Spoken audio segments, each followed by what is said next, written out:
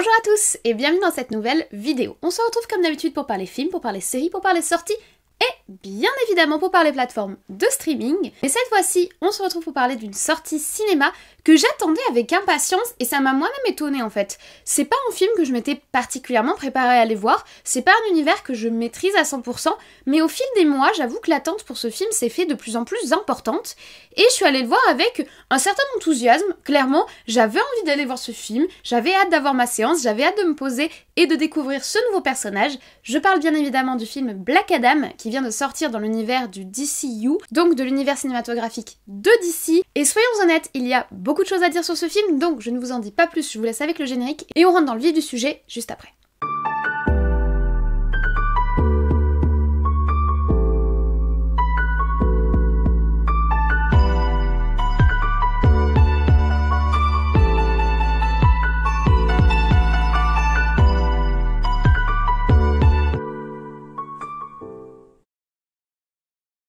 Vous pardonnerez ma voix cassée, c'est la fin de période, vivement les vacances, vivement que je me repose, mais là je suis un petit peu au bout du rouleau, donc je pourrais pas faire autrement. Alors, Black Adam est un film de 2h04, qui est sorti le 19 octobre 2022, donc ce mercredi si vous regardez la vidéo le jour de sa sortie, et c'est un film de type super-héros et action. C'est vraiment un film qui s'inscrit pleinement dans ce qu'on appelle le genre super-héroïque, c'est-à-dire un genre qui met en scène des super-héros. On évolue donc ici dans un monde semi-fantastique qui est issu des comics DC. Avant de parler plus avant de l'univers DC au cinéma, j'aimerais quand même revenir sur le réalisateur du film Black Adam, qui est Jaume Collet-Serra. On a déjà parlé de lui puisqu'il a réalisé un de mes films d'horreur favoris, qui est le film Esther qui est sorti en 2009. Alors attention, pas Esther 2. Pas du tout Esther 2, parce que ça c'est pas du tout un de mes films favoris, j'ai d'ailleurs fait une vidéo assez incendiaire parce que ce film a été une énorme déception. Je parle bien du film original Esther qui était très très bon. Il est également derrière le film La Maison de Cire, mais aussi le film Non-Stop avec Liam Neeson en 2014, ou encore plus récemment le film Jungle Cruise avec The Rock avec qui il travaille notamment dans ce film Black Adam. Donc c'est pas forcément un réalisateur qui a l'habitude de réaliser des films de super-héros, c'est son premier dans le genre super-héroïque, mais il a l'habitude de mettre en scène des films d'action, des films avec une certaine dose d'effets spéciaux, comme le film Jungle Cruise, et des films avec des scènes d'action assez intenses, notamment les films qui tournent autour de Liam Neeson. Ici, Jaume Collet-Serra se propose d'adapter le héros de comics Black Adam, donc c'est un héros qui est apparu en 1945, donc dans la franchise DC, comme vous le savez, dans les comics, en tout cas aux États-Unis pendant très longtemps, il y a eu deux franchises majeures qui se faisaient concurrence au niveau des BD de super-héros, c'était la franchise Marvel que l'on connaît bien et la franchise DC Comics. Ces deux franchises, aujourd'hui, elles sont toujours antagonistes, elles sont toujours un petit peu opposées l'une à l'autre, mais cette fois-ci dans l'adaptation cinématographique de ces différents comics. Black Adam, il est apparu en 1945 sous la plume de Otto Binder ou Binder, je ne sais pas exactement comment ça se prononce, et le trait de crayon de C.C. Beck, et il est apparu 5 ans après son opposé, on va dire, naturel dans l'univers du DC Comics qui était Shazam. En fait, Black Adam, à la base, il apparaît dans l'univers du DC en tant qu'antagoniste, donc méchant, de Shazam le super-héros. Shazam le super-héros, il est déjà adapté dans le DC Universe au cinéma puisqu'il a été adapté en 2019 et là, la suite logique, c'est cette espèce de spin-off qui fait apparaître dans l'univers DC cinématographique le Black Adam qui est donc apparu en 1945. Après, il faut savoir que c'est un héros qui a énormément évolué dans les comics, de par déjà sa position d'antagoniste puisqu'il oscille en fait énormément entre le bien et le mal, plus son évolution est importante dans l'univers des comics, et de par son apparence également, il avait notamment par exemple les oreilles pointues au début quand il est apparu dans les premiers tomes de comics, et petit à petit son apparence a pas mal évolué. Ce film qui va l'incarner au cinéma, c'est le 11e film du DCU, donc du DC Universe au cinéma. C'est le 11e sans compter les, on va dire, recuts. Le DC Universe, il a commencé beaucoup plus tard que le MCU auquel on est habitué et dont on a souvent parlé sur la chaîne, puisque le premier film est sorti en 2013, c'était Man of Steel, et ensuite il a connu différentes évolutions, différentes transitions. C'est un univers qui est beaucoup moins stable que le MCU et qui est beaucoup plus difficile à appréhender puisque c'est un univers qui a quand même pas mal changé d'orientation avec le temps. Il a donc commencé avec Man of Steel en 2013, puis en 2016 il était revenu avec Batman vs Superman, qu'on raccourcit en BVS. Ce sont deux films de Zack Snyder qui était le premier réalisateur à porter cette adaptation du DC Universe au cinéma. Il s'est poursuivi avec le premier film Suicide Squad, celui de Ayer, puis en 2017 le DCU va s'enrichir d'un nouveau personnage avec le film de Wonder Woman, va ensuite suivre l'adaptation de la Justice League, là de nouveau par Zack Snyder.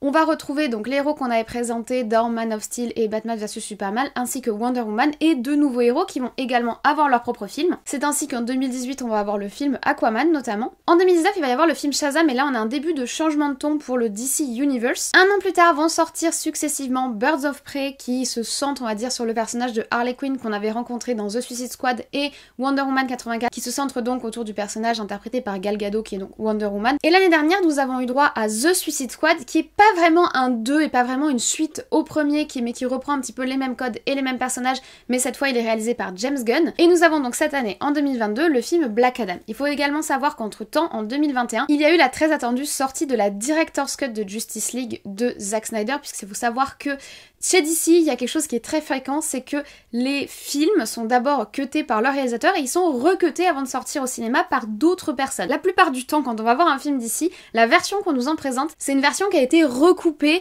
pour coller à d'autres orientations ou d'autres visions que celles qui étaient originellement portées par le réalisateur. En soi, c'est pas les seuls à le faire, Marvel aussi, ils recutent énormément de films, surtout dans ces dernières phases, phase 3, phase 4, pour que tous les films se collent entre eux et pour ajouter des petites scènes, des petits clins d'œil, des petits liens avec d'autres films, mais c'est beaucoup plus visible chez DC et surtout ça fait la polémique, notamment parce que de nombreux fans de l'univers demandent à ce que soient relâchés, on va dire les released, les Director's Cut. Ça a été le cas pour celle de la Justice League, c'est actuellement le cas pour la Ayer's Cut, c'est-à-dire la Director's Cut de Suicide Squad, le premier film. Et qui sait, on aura peut-être une Director's Cut de Black Adam, puisqu'apparemment le film a également été pas mal recut pour coller aux nouvelles orientations du DC Universe. Pourquoi il y a de nouvelles orientations? Simplement parce que la Warner, qui possède donc la licence DC au cinéma, a été rachetée par Discovery. Ça, c'est arrivé il y a à peu près un an, ça a mis 6 mois à se mettre en place, il y a eu des changements de direction, etc. Et il y a à peu près 6 mois, ils ont pris tous les films en cours qui étaient en train d'être travaillés et ils ont essayé de faire des choix, faire du tri. C'est notamment à ce moment-là qu'a été écarté le film Bad Girl, ça a fait pas mal polémique sur les réseaux. Et c'est à ce moment-là aussi qu'ils ont essayé de recouper, rematcher les films pour coller plus aux orientations qu'ils souhaitent donner à l'avenir à leur licence d'ici. Et ça a été donc le cas pour le film Black Adam, et il faut reconnaître que ça se voit un peu quand tu vois le film, qu'il y a eu quelques recuts, quelques petits ajouts, petits machins qui ont été pour coller à l'univers en fait, pour que ça fasse un DC Universe comme le MCU où tous les films sont liés. Donc on a quand même un contexte qui est assez particulier dans la Warner et qui est assez particulier dans le DCU, c'est qu'on a ce côté où on a souvent des changements d'orientation, des transitions, un univers qui a plusieurs fois changé d'objectif, qui était d'abord très tourné derrière la vision de Snyder, aujourd'hui ça a beaucoup évolué, et là ce film Black Adam semble marquer une fois encore un tournant pour le DCU. D'autant plus qu'ils ont aussi pas mal de polémiques autour notamment du film Flash qui est censé sortir l'année prochaine, qui est porté par l'acteur Ezra Miller, dont on parle beaucoup sur les réseaux. Même chose pour Aquaman 2 qui a été décalé parce qu'il y a Amber Heard dans le film, dont on parle également beaucoup sur les réseaux et qui a fait beaucoup polémique cette année. Donc ils ont beaucoup de problèmes à gérer chez la Warner et dans l'univers d'ici, ce qui fait qu'au niveau des films, on n'est pas toujours sur une grande stabilité qui permet forcément de facilement mettre en place un univers où tous les films sont liés et où on a une certaine harmonie. Mais ça ne les empêche pas d'avoir sorti ce nouveau film Black Adam, qui est donc une sorte de spin-off au film Shazam, puisque Black Adam était conçu initialement comme un personnage antagoniste au héros qu'est Shazam et qu'on a rencontré en 2019. Alors que nous raconte ce film Black Adam? Nous sommes à Kahndaq, qui est un pays fictif qui est situé dans la zone du Moyen-Orient. Kahndaq, pendant des milliers d'années, ça a été un pays extrêmement puissant, mais qui malheureusement s'est vu être soumis à un tyran. Ce tyran a voulu accéder à des pouvoirs un petit peu sombres, un petit peu démoniaques pour conserver son pouvoir, mais s'est vu opposer à lui un héros légendaire qui va sauver le royaume et qui va être idéalisé par les peuples successivement pendant des milliers d'années. Nous on se retrouve 5000 ans plus tard, à l'heure actuelle, en tout cas du moins c'est ce qu'on suppose d'après le film. Nous sommes à Kahndaq et malheureusement le pays est une nouvelle fois soumis à une puissance étrangère plutôt négative qu'ils appellent l'intergang et qui soumet la population. La population n'attend donc qu'une chose, le retour de son héros, et c'est chose faite puisque dans le ciel de Kahndaq va réapparaître un homme qui vole et qui est donc Black Adam, notre héros, du moins notre personnage principal. Cependant, le retour de ce héros légendaire extrêmement puissant ne va pas ravir la Justice Society, des héros qui se sont lancés pour mission de protéger le monde des puissances négatives, etc. Et ces héros vont essayer de s'opposer à Black Adam qui vient de faire son éveil dans le monde moderne, et on va suivre un petit peu cette opposition, on va suivre un petit peu l'évolution de Black Adam, comment il découvre ce nouveau monde, quelle position il va y prendre, etc., etc.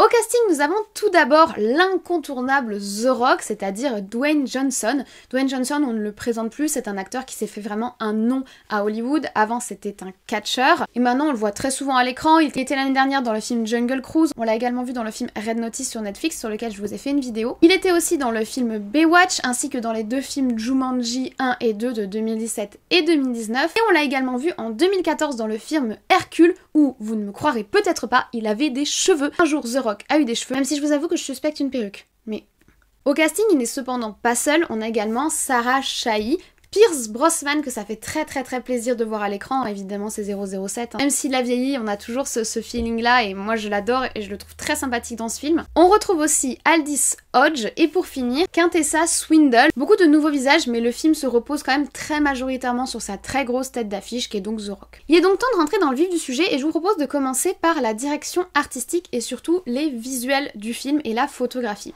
Honnêtement, le film est très propre et très efficace visuellement, on a de très beaux passages, notamment les reconstitutions de la ville antique de Kandak, qui sont franchement très belles, avec des effets visuels intéressants, etc. La 3D est extrêmement propre. Grandiose, mais qui reste raisonnable, qui m'a fait un petit peu penser au début du film Eternals, où on avait ces reconstitutions de villes antiques avec le temps qui passe, etc. Forcément très visuel, mais pas non plus grandiloquent, et c'est quelque chose que j'apprécie. Après, pour le reste, on est dans du film d'action, très consensuel et très convenu, mais fort efficace. On a des effets spéciaux qui sont efficaces, on a de belles chorégraphies de combat, on a du dynamisme. Les pouvoirs des différents personnages, leurs capacités de héros, sont plutôt bien mises à l'image. Et en plus, on a des propositions assez intéressantes. Je pense particulièrement à Cyclone, ses premières apparitions sont très belles et les effets de son pouvoir visuellement sont très beaux. Mais tous les pouvoirs sont très bien mis en scène. Tous Hawkman, je trouve que les effets des ailes et du costume sont magnifiques. D'une manière générale, tous les costumes sont très beaux. Je trouve qu'il y a vraiment une attention visuelle qui a été accordée au film qui fait que il est très propre visuellement. Tout se déroule très bien. Les actions sont assez fluides et assez lisibles. Sauf pour le combat final, mais de toute façon on va revenir sur le final parce que bon, si tout est assez propre, visuellement assez beau et élégant, malheureusement c'est pas du tout le cas du combat final contre le boss. Déjà l'apparence qu'ils ont donnée à l'antagoniste principal dans l'espèce de boss de fin, on dirait un personnage de jeu vidéo, on dirait un personnage de World of Warcraft. Vraiment, il est pas du tout dans le même registre visuel que les autres, c'est assez perturbant, et pareil pour ces espèces de sbires qui viennent avec lui, je veux pas vous en dire plus, mais voilà, il y a un ensemble de troupes de sbires vraiment antinomiques par rapport à tout ce qui a été développé avant, et assez grotesque, et en plus de ça, la fluidité des combats est plus du tout présente. On n'a plus ces beaux effets visuels, les effets de ralenti, les petits effets sur les pouvoirs, on a quelque chose de beaucoup plus brutasse, beaucoup plus brut de décoffrage et beaucoup moins intéressant que tout ce qu'on a eu dans le reste du film. Le combat final est vraiment complètement en dehors de la rythmique qu'on peut avoir, c'est-à-dire que les 1h30 de début de film se passent très bien au niveau visuel, il n'y a pas de souci de ce côté-là. Par contre, la fin c'est beaucoup plus déséquilibré, notamment autour de cet antagoniste qui a rien à faire là visuellement, il est pas du tout dans la même ligne directrice que les autres. Donc en soi, si cette fin est plutôt dommage visuellement, le film est très efficace, assez joli, impressionnant. C'est vraiment du punchy. Beaucoup de combats, beaucoup de dynamisme, beaucoup de grosses destructions. Voilà, on est sur du film popcorn, on est sur du blockbuster efficace qui remplit le cahier des charges du beaucoup de castagne et beaucoup d'effets visuels. Ensuite, on a un film qui nous promettait une mise en scène de la violence, notamment dans la bande-annonce où Black Adam est présenté quand même assez comme la figure du anti-héros qui n'hésite pas à user de ses poings de façon, on va dire, pas très fine et plutôt abusive, et c'est vrai que c'était vraiment un argument de vente du film, en tout cas moi c'est comme ça que je l'ai vu, quand j'ai vu la bande-annonce, je m'attendais à voir quelque chose d'assez, pas seulement de la castagne gentille, mais quelque chose d'assez brut, voire d'un peu violent. Là c'est pas du tout le cas, et c'est quelque chose qui m'a un petit peu déçue, on n'a pas 1 cm² de sang, la plupart des personnages qui reçoivent des coups sont des personnages complètement anonymes, histoire qu'on ne s'identifie pas à eux, et qu'on puisse pas mal percevoir la violence. La violence est toujours adoucie par un trait d'humour, ou une mise en scène qui va faire que c'est un petit peu décalé. Ça c'est un peu gênant parce que pour moi, je m'attendais à ce que ça fasse partie de l'identité du film, un film qui ose un peu. Il y a 2 moments dans le film qui peuvent être un petit peu vaguement trashouille. Tout début, lorsqu'on rencontre Black Adam, mais c'est fait d'une façon tellement grotesque au niveau des effets visuels que ça ne fait pas peur entre guillemets, que ça ne crée pas un sentiment de malaise ou de violence même, et une scène sur la fin où ils ont utilisé quand même pas mal d'effets de masquage pour pas qu'on ait affaire à du sang et des giclées, quoi. Ils font tout pour qu'il n'y ait pas un gramme de sang et que la violence soit uniquement insinuée mais pas visuellement mise à l'image. Or, fut un temps, faut être honnête, c'est quelque chose qui ne gênait absolument pas l'univers DC et qui le dissociait par exemple de l'univers Marvel. Donc pour moi, au niveau des choix graphiques et des choix visuels qui ont été faits, ça manque de noirceur en fait. Je m'attendais à du Black Adam, quelque chose d'assez sombre, et ça manque quand même assez de noirceur au niveau de tout ce qui a été choisi de nous mettre en scène visuellement. Autre énorme problème, qui participe à la direction artistique mais qui ne vient pas du tout de l'image, qui vient du son.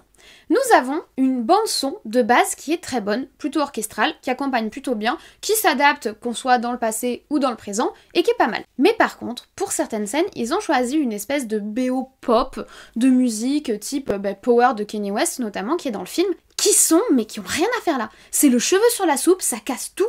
C'est-à-dire que ces musiques sont extrêmement mal intégrées à l'action, extrêmement mal intégrées à l'histoire. Les musiques commencent avant que l'action commence. Donc déjà, c'est hyper déstabilisant. Et en plus, elles ne sont pas calées rythmiquement sur ce qui se passe. La musique Power, c'est une musique qui est très punchy et très rythmée. C'est une musique qui est pleine de force. La musique de Kanye West, la tipping of the power. Et tu t'attends à ce que le punch, le moment d'action, le coup soit sur le mot power pour enfoncer, on va dire, l'action de la musique. Et non, c'est complètement décalé. C'est assez perturbant. Moi, ça m'a pas mal gênée. Et en plus, d'une manière générale, j'ai pas compris qu'est-ce que ces musiques faisaient là. La musique de Kanye West, c'est pas la seule. Ça arrive 3 ou 4 fois dans le film. Il y a des moments, la musique se lance avant. Il y a des moments, la musique n'a rien à voir avec ce qui se passe. Là, il y a un très très gros souci. Alors, je sais pas si ça vient du bricolage qu'ils ont fait après, du fait qu'ils aient fait des recuts. Du coup, c'était plus complètement aligné sur la musique, mais ils l'ont laissé comme ça, chose que je trouve très gênante. Soit c'est qu'ils ont ajouté les musiques après parce que ça correspond à une identité musicale et visuelle qu'ils souhaitent donner au futur film et à ce film-là, et du coup, ils ont bricolé ça après. En tout cas, j'ai trouvé ça extrêmement dommage parce que du coup, on en oublie complètement la BO de fond qui passe au second plan alors qu'elle est plutôt bien écrite, et on reste sur ces espèces de musique pop rap qui ont rien à faire là et qui en plus sont très mal insérées à l'histoire et très mal insérées à l'action, et ça c'est hyper dommage parce que ça casse le rythme et puis c'est désagréable quoi. Puisqu'on est sur le son, parlons un petit peu de la version originale. Donc moi j'ai vu le film en VO, je suis assez contente de l'avoir vu en VO déjà parce que le film fait beaucoup de petites punchlines humoristiques, il mise beaucoup sur l'humour, et ce sont des punchlines qui sont des réparties un petit peu cinglantes que peut avoir un personnage comme Black Adam, et je pense que ce sont des points qui passent beaucoup moins bien en VF qu'en VO, en tout cas c'est généralement le cas. J'ai pas vu le film en VF donc je peux pas vous le confirmer, mais généralement c'est le cas. Par contre il y a un point qui m'a pas mal gênée, vous savez je vous parle souvent du fait de laisser la langue originale des individus en fonction du pays où on tourne. Là tout le monde parle anglais, dans le pays de Kandak tout le monde parle anglais. C'est quand même assez gênant qu'ils aient fait parler l'intergang anglais parce qu'ils viennent pas du pays et parce qu'ils sont des envahisseurs, etc. Oui, qu'ils aient fait parler la population dans la rue anglais, ça ne fait pas sens en fait, et en plus ça ne va pas vraiment dans le sens du propos du film, l'aspect peuple envahi, peuple soumis qui cherche à être libéré, etc.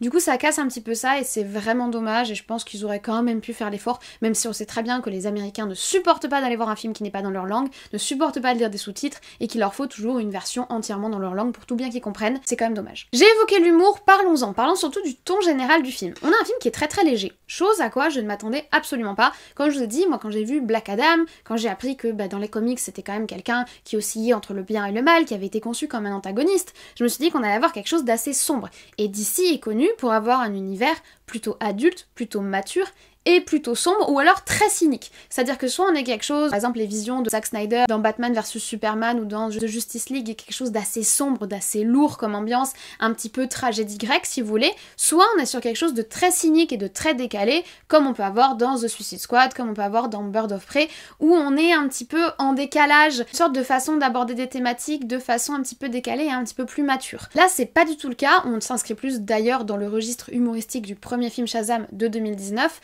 on est sur quelque chose d'assez enfantin, d'assez gentillé, avec des petits traits d'esprit. Alors j'ai souri, des répliques qui sont assez sympathiques, mais globalement tout cela est très léger, pas très en profondeur, les traits d'esprit sont pas super recherchés, et les dialogues non plus d'ailleurs, tout est très en surface. L'humour est très en surface, les dialogues sont très en surface, tout est très... voilà, on creuse pas trop, faudrait pas s'enfoncer trop dans les thématiques, c'est pas le but. Je pense par exemple au personnage de Atom Smasher qui est totalement dans ce registre-là. Et globalement, c'est un registre qu'on retrouve d'ailleurs beaucoup dans le MCU, et qui est d'ailleurs beaucoup critiqué dans le MCU, cette espèce de légèreté pour casser les scènes de tension, pour casser les scènes de violence. Ben là, c'est quelque chose qu'on a dans ce film Black Adam, en tout cas moi je l'ai vraiment perçu comme ça. Cette espèce de légèreté et de manque de profondeur, on le retrouve aussi dans le développement des personnages. Malheureusement, la plupart des personnages sont pas vraiment développés. Il y en a quelques-uns qui tirent vraiment leur épingle du jeu. Dr. Fate, il tire son épingle du jeu parce que Pierce Brosnan joue extrêmement bien et qu'il apporte vraiment une teinte complètement différente des autres personnages. Tu sens que il a vraiment créé une identité à son personnage, qui sait qui il est, qu'il a un background, des valeurs. Il a pas besoin de nous faire 36 000 flashbacks pour nous apporter une backstory au personnage, on n'en a pas besoin. On voit à peu près qui il est, ne serait-ce que comment il est incarné et comment il est défini dans l'histoire. Pour Hawkman, c'est le personnage que j'ai préféré avec Dr. Fate. Pareil, je trouve qu'il est intéressant, il arrive à apporter une certaine complexité, mais par contre, à côté, il y a des personnages qui sont pas du tout développés et qui sont très en surface. Cyclone et Atom Smasher, ils sont pas du tout développés. Pareil pour la mère et son fils, donc les deux locaux qui vont rencontrer Black Adam, ils sont absolument pas développés, ce sont des clichés sur pattes. Il y a pas de profondeur dans ces personnages et c'est très dommage parce que c'est quand même des personnages qu'on essaie de nous vendre comme des personnages importants. À un moment, le petit jeune, il fait un espèce de discours,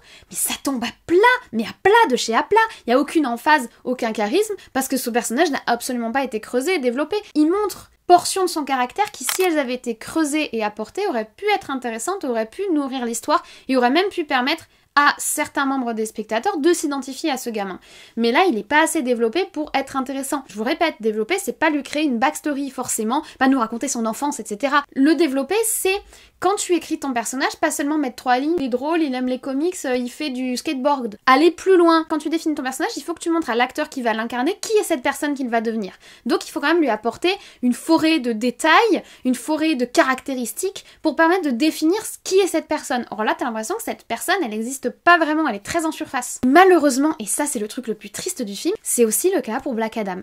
Black Adam est très en surface. C'est un personnage qui est censé être hyper intéressant parce que partagé entre le bien et le mal, oscillant entre le bien et le mal, indécis entre le bien et le mal, voire même ne se questionnant même pas sur le bien et le mal, mais suivant une autre voie, ce qui est extrêmement intéressant dans la figure héroïque, et dans la figure de l'anti-héros, puisque moi je m'entendais à avoir un anti-héros, ce qui n'est pas forcément le cas, ça dépend comment vous le percevez. Black Adam, ils ne lui ont pas construit de profondeur. C'est un personnage qui est uniquement en surface, et lui pour le coup c'est le seul à avoir une backstory dans le film, et sa backstory elle est bâclée, ce qui fait qu'elle n'est pas créatrice d'un réel émotionnel, ce qui fait qu'elle n'est pas créatrice d'une réelle accroche et d'un réel ensemble de valeurs morales et de valeurs émotionnelles qu'on peut accorder au personnage, ce qui fait que le personnage, il n'est pas particulièrement attachant. Alors si, il va être attachant, mais pas parce que c'est Black Adam, c'est pas Black Adam qui est attachant, c'est Dwayne Johnson. Moi, le sentiment que j'ai eu, c'est que j'ai vu Dwayne Johnson qui fait un cosplay de Black Adam. Et moi j'aime bien Dwayne Johnson, c'est un mec sympa, moi je le trouve plutôt cool, je trouve qu'il a un côté un petit peu léger avec second degré par rapport à son image, etc. Donc c'est cool de voir un film sur Dwayne Johnson qui fait du cosplay de Black Adam, mais j'aurais bien aimé apprendre à connaître Black Adam, sauf que ce n'est pas le cas. Dwayne Johnson, l'acteur, éclipse complètement son personnage, et là pour le coup je trouve ça très gênant. C'est des choses qui arrivent aussi avec des acteurs comme Johnny Depp par exemple. Alors Johnny Depp c'était encore plus compliqué parce que Johnny Depp il a fusionné avec le personnage de Jack Sparrow, il s'est mis à jouer Jack Sparrow dans tous les films. Il a fait un film, c'est The Lone Ranger, c'est Jack Sparrow qui fait un cosplay d'Indien du Far West et qui est dans The Lone Ranger. Ben là, The Rock il s'est créé un personnage. Je sais que les catcheurs se créent des personnages et que ça fait partie de l'aspect très théâtral de sa discipline, et je pense qu'il a appris dans le catch à se créer une identité publique. Le problème c'est qu'il incarne cette identité publique qui est l'identité publique de The Rock l'acteur dans ses films. Donc là, c'est The Rock qui fait un cosplay de Black Adam, et moi ça m'a beaucoup dérangé. Même si The Rock est très sympathique, mais moi c'est Black Adam que je voulais voir. Donc en soi, ce qui est embêtant, c'est qu'un personnage comme Hawkman est beaucoup plus torturé et a beaucoup plus de profondeur morale que le personnage de Black Adam qui est censé être notre espèce d'anti-héros, qui est censé être le protagoniste auquel on s'attache, le protagoniste pour qui on a des doutes, pour qui on s'inquiète. Moi, à aucun moment, j'ai ressenti ni de l'inquiétude, ni de l'admiration, ni quoi que ce soit pour Black Adam. Ouais, il est sympathique, il est puissant, quoi, voilà. C'est tout. Et alors, dernier point, et là c'est vraiment le truc qui m'a le plus dérangé dans le film. Là, ce que j'évoque, c'est vraiment des détails, c'est parce que je creuse, etc. Mais vraiment, ce qui m'a le plus dérangé dans le film, c'est que le film est une espèce d'énorme salade de plein de morceaux de d'autres films. Ils ont pris un gros saladier. Vous savez, je vous fais souvent la métaphore du saladier, mais parce que c'est ça. Ils ont pris un gros saladier. Ils ont pris des scènes ou des trucs, des points de d'autres films. Ils ont tout mis dedans, ils ont mélangé, ils ont puzzlé ça ensemble et ça a fait Black Adam. Il y a vraiment plein de scènes qui sont issues de d'autres films mais qu'ils ont refait à leur sauce. Et ça c'est super bizarre et j'ai pas du tout apprécié. Alors le truc qui revient le plus c'est X-Men. Il y a beaucoup de références au film X-Men. Déjà toute l'histoire, tout le scénario c'est X-Men Apocalypse. clairement. En plus, X-Men Apocalypse, ça se passe en Égypte. Initialement, Black Adam, il est d'origine de l'ancienne Égypte. Bon, là, ils ont un petit peu changé le truc, ils ont micmaqué ça différemment. Bon, parce qu'il y a aussi différents arcs dans les comics, etc. Mais en soi, ça se recoupe et c'est pareil. Une ancienne entité très puissante, un ancien mutant très puissant qui revient à la vie et qui découvre ce nouveau monde et qui dit ah, ça va pas, c'est pas comme j'ai su. Enfin voilà, c'est un peu la même trame narrative. Apocalypse, c'était pas ouf. Hein. Il y a d'autres points sur Apocalypse, notamment les effets spéciaux qui sont pas du tout bons. Mais bon, bref. Donc il y a le scénario de X-Men Apocalypse. Il y a le manoir de Charles Xavier, qui est là, version Black Adam, mais il est là. Il y a la fameuse scène de Quicksilver, version Black Adam, mais c'est la scène de Quicksilver, version Black Adam. Il y a des refs évidemment directs au MCU. Il y a le côté Black Panther, territoire qui résiste à l'oppresseur, etc. Symbole de représentant. Alors dans Black Panther, c'est Wakanda Forever. Là, c'est le triangle sur le front, je sais pas où, mais c'est un peu pareil. Évidemment, ça c'est pas une nouveauté. Les héros du DC Universe sont très semblables aux héros du Marvel Universe. Alors par exemple Doctor Fate, en soi Doctor Fate il est apparu dans les comics d'ici bien avant Doctor Strange, mais là nous on a vu Doctor Strange au cinéma avant de voir Doctor Fate et le parallèle est évident, et c'est pareil pour Atom Smasher et Ant-Man, le parallèle est évident. Cyclone, si vous me permettez l'expression, est un petit vent de fraîcheur, même si elle a quelques petits côtés à la Shuri de Black Panther, là non plus on n'est pas étonné. Il y a une scène improbable qui n'a rien à faire là, qui est pompée sur Le Bon, la Brute et le Truand. Là j'ai pas compris, là j'étais en mode ok, d'accord, ouais, non, voilà, bien, ok. Bon, il y a le fameux méchant World of Warcraft que je vous ai montré. Alors il sort pas forcément que de World of Warcraft, on peut être créatif. Hein. Il peut aussi sortir dans l'épisode de Hellboy, il n'y a pas de souci de ce côté-là, mais bon en tout cas il a rien à faire là lui. Il y a les motos de Tron.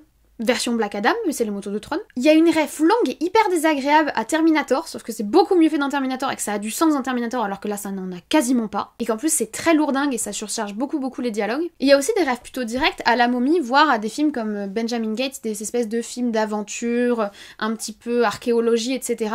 Mais le problème c'est que du coup, tous ces moments-là, tu as l'impression de vivre des déjà-vus.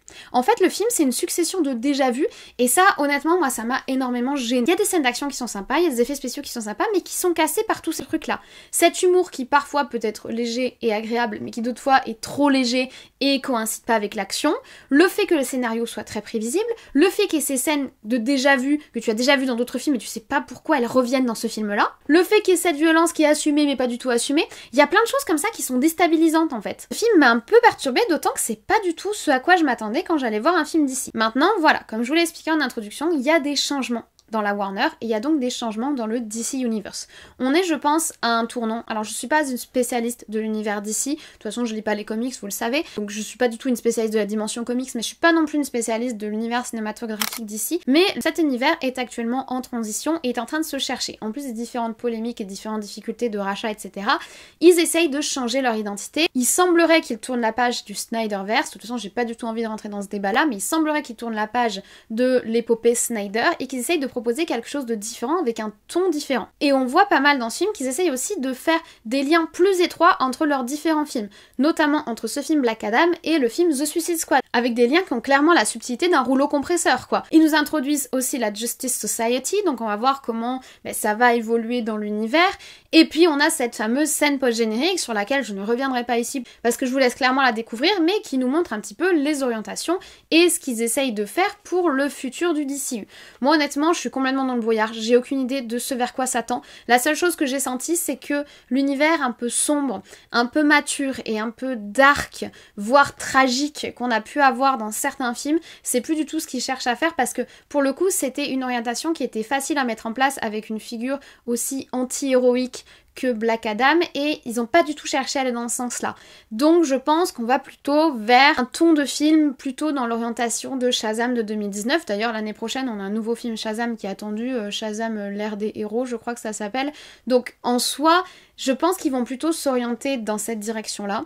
À voir, je pense vraiment que le DCU est en période de transition. Maintenant, moi, ce que j'ai peur, c'est que j'aimais beaucoup l'aspect tragique, sombre et dark et un peu torturé des premiers films DC. Parce que ça proposait quelque chose de complètement différent de ce que Marvel peut proposer dans le domaine super-héroïque. J'adore Marvel, vous le savez. J'aime un bon film popcorn, j'aime un bon film d'action brutasse avec un peu d'humour. Moi, je passe un bon moment devant de très nombreux films Marvel et devant des films de ce type-là. S'ils sont bien écrits et bien construits au niveau scénaristique, parce que moi, c'est surtout quand le scénario se tient pas, que ça m'énerve. Soit un bon film popcorn avec de l'action, moi j'aime ça, et j'aime les films Marvel. Mais ce que j'ai aimé dans DC, c'est que j'avais une autre proposition sur le genre super-héroïque. J'avais des super-héros, mais avec un autre regard dessus, une autre proposition, quelque chose d'un peu plus sombre, d'un peu plus adulte, d'un peu plus torturé, d'un peu plus réflexif. Et c'est pas ce qu'on a là, donc je sais pas trop vers quoi s'oriente le DCU, mais je pense qu'on tourne un petit peu la page de la période Snyder, en tout cas ce film-là ne s'y inscrit pas du tout. Donc si je fais rapidement le bilan, je suis honnête avec vous, je suis déçue par ce film. J'espérais avoir quelque chose d'un peu dark, d'un peu torturé, d'un peu anti-héros. En fait, j'espérais le développement d'une figure du anti-héros. Et moi, j'adore les anti-héros, j'aime pas trop les héros purs et sans histoire, pour qu'il est facile de choisir leur camp. J'aime quand les personnages sont torturés, j'aime quand les personnages ont en eux une violence et une noirceur qui fait que on regarde leur souffrance, on regarde leur débat intérieur, si vous voulez. Même si c'est montré de façon très punchy, etc., ça peut être mis à l'image. J'attendais quelque chose comme ça avec Black Adam, c'est pas ce que j'ai eu. Le film est très efficace, visuellement c'est beau, c'est fluide, bon sauf le combat final je vous l'ai dit, mais visuellement tu passes un bon moment, c'est punchy, il y a de l'action, tu t'ennuies pas, bon il y a ces musiques un peu bizarres qui sortent de nulle part, mais bon, passons, ça fonctionne, et c'est très très Dwayne Johnson par ailleurs. Mais j'ai quand même ce regret de pas avoir eu cette figure anti-héroïque, de pas avoir eu cette noirceur, de pas avoir eu ce débat, cette antinomie entre le bien et le mal, ce déchirement que Dwayne Johnson aurait pu avoir entre suivre son système de valeurs qui est très brutasse et qui peut être associé à celui d'un méchant entre guillemets et être confronté à cette fameuse Justice Society qui dit avoir de son côté la justice mais qui est incarnée comme par un personnage comme Hawkman qu'on aurait pu creuser un peu plus. Enfin, j'aurais voulu un peu plus de ça, c'est pas ce que j'ai eu. Maintenant j'ai eu un divertissement efficace et correct, mais clairement de mon côté ce ne sera pas un coup de cœur. Et surtout ce film me laisse assez perplexe sur les orientations futures du DCU, je ne sais toujours pas à quoi m'attendre. Mais ça fait très longtemps maintenant que je ne sais pas à quoi m'attendre quand je vais voir un film d'ici. Je ne sais jamais. Ils ont des propositions originales, différentes, sympas, noires, un peu sombres, un peu réflexives, et des fois ils font des trucs complètement différents. C'est clairement pas mon film préféré de l'univers d'ici. Je pense même qu'il est plutôt très mal classé dans l'univers d'ici, mais bon, on verra bien le prochain. Voilà. Voilà, je vous remercie d'avoir suivi cette vidéo jusqu'au bout, j'espère que vous avez aimé cet avis sur Black Adam. Je suis mi-figue mi-raisin sur ce film, en soi je suis déçue, mais c'était pas non plus atrocement nul, mais bon, je me suis pas éclatée, bon, voilà, je suis un peu dans l'entre-deux. N'hésitez pas à me dire si vous avez apprécié le film et ce qui vous a plu, n'hésitez pas à me dire si vous comptez aller le voir ou pas, si le film vous intéresse ou pas, les commentaires sont là. Si ce n'est pas encore le cas, n'hésitez pas à vous abonner, ça fait toujours très plaisir et ça vous permet de suivre les sorties de vidéos. Si vous ne voulez en rater aucune, vous avez la petite cloche, vous cliquez dessus comme ça, vous aurez directement un avertissement quand je publie quelque chose, post communautaire, avis rapide, vidéo, etc. Si d'ailleurs vous avez aimé cette vidéo, n'hésitez pas à mettre un like, ça fait toujours très plaisir. Moi, je ne vous embête pas plus, je vous souhaite à présent une très bonne journée, une très bonne semaine, de très très bons visionnages comme toujours. Peut-être que vous irez voir Black Adam au cinéma, n'hésitez pas à me le dire, et on se dit à très très vite.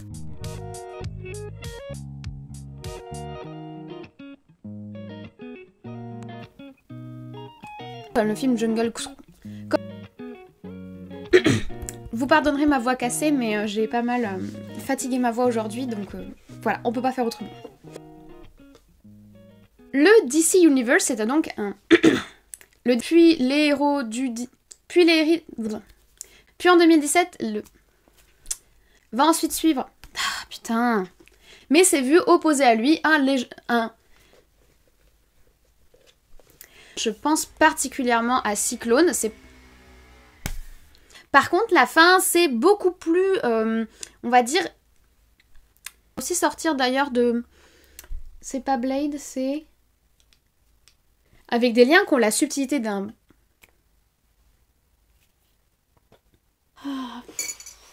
Oh, j'ai galéré pour cette vidéo. Je suis fatiguée, faut vraiment que je dorme et que je sois en vacances. Ouais, vivement que je sois moins fatiguée, que les vidéos seront plus fluides à filmer pour moi, parce qu'en plus, plus je suis fatiguée, moins je suis fluide dans mes propos, moins je suis fluide dans mes propos... Oh, plus je suis fatiguée, moins je suis fluide dans mes propos, moins je suis fluide dans mes propos, plus j'ai du travail de montage, plus j'ai du travail de montage, plus je suis fatiguée. C'est le cercle vicieux de la vidéo. J'arrête là, je suis encore en train de trop blablater. Merci d'avoir regardé cette vidéo.